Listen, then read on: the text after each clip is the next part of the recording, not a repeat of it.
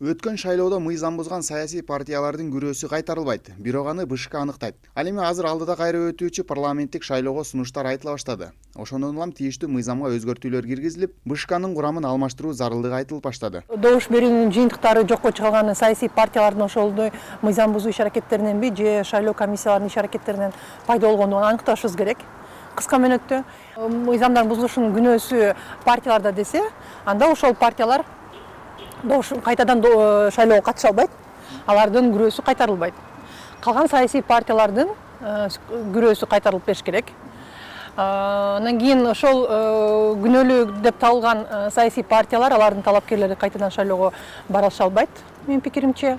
Эгерде БШК жок, партияларда күнөө жок, шайлоо комиссиялары туура эмес иш кылган десе, анда Боршайком курамын кетиш керек.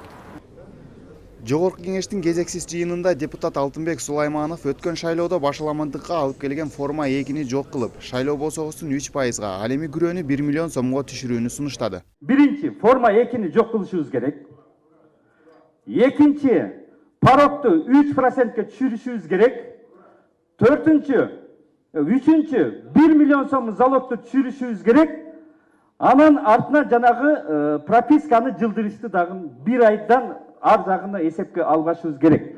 Ушул нерсени биз, бул менин каалоом эмес, бул элдин каалоосу, партиялардын каалоосу, баарынын каалоосу. БШК мүчөсү Атыр Абдрахматова форма 2-ни толук жоюу мүмкүн эместигин айтат. Анткени чет жакта жүргөн мигранттардын укугу тебеленет. Болгону өлкөнүн ичинде бир региондун аймагында башка жактарда каттоого турууга тыюу салуу керек деп эсептейт.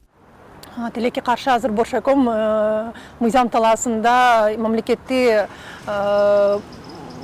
тезирээк калыбына келтирип, мыйзамдуулуктун күчөшүнө салым кошкондун ордуна тескери ошол саясий кандайдыр бир оюндарга катышып атышат.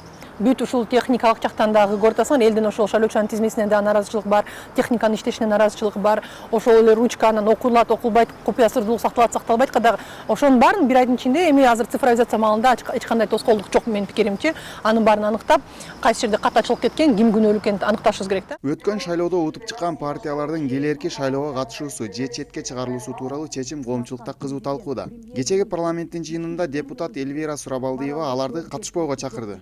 Келе жаткан шайлоодо мекеним Кыргызстан, биримдик Кыргызстан 3 партия үчүн площадька 20 000 адам жөн чыккан жок. 1,5 миң адам жаракат алды.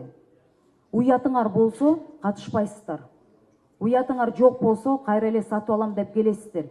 Бирок натыйжасы жазга чейин жетпейт.